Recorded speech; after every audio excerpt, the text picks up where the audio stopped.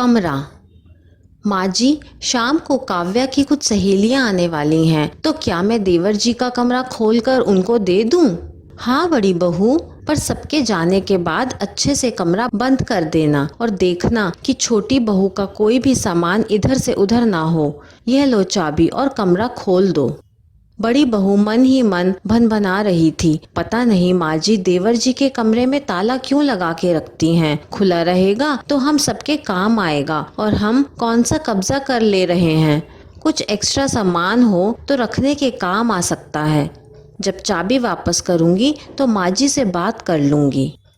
दूसरे दिन बड़ी बहू कमरे में साफ सफाई करवा रही थी। तभी सासू माँ आई और कमरे का मुआयना करने लगी कि कमरे में कुछ अस्त व्यस्त तो नहीं हो गया है। फिर जाते जाते बोली, बड़ी बहू, कमला कमरा साफ करके चली जाए तो कमरे में ताला लगाकर चाबी मुझे दे देना।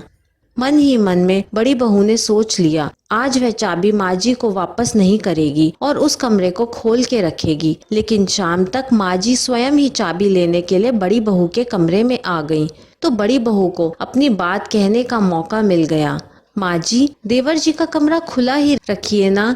देखो ना, आज बच्चों ने कितना मजा किया। अगर कोई एक्स्ट्रा सामान है तो उसे भी वहाँ पर रख सकते हैं ना।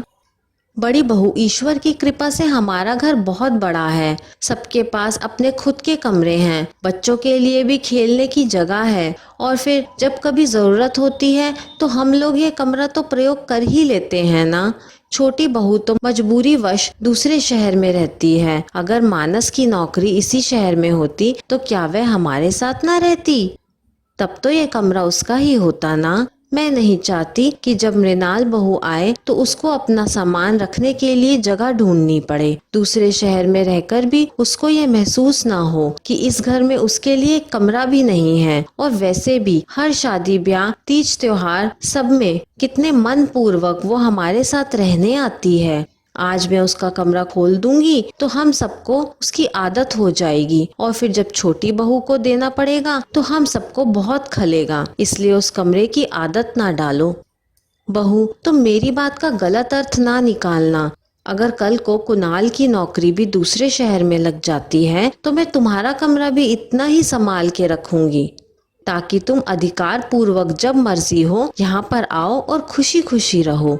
तुम्हें कभी भी परायापन महसूस ना हो। सासू माँ ने प्यार से बहू को समझाया, तुम दोनों इस घर की बहुएं हो। मैं तुम दोनों के अधिकारों पर कभी आंच नहीं आने दूंगी, इसलिए तुम भी अपनी देवरानी के अधिकारों का ध्यान रखना।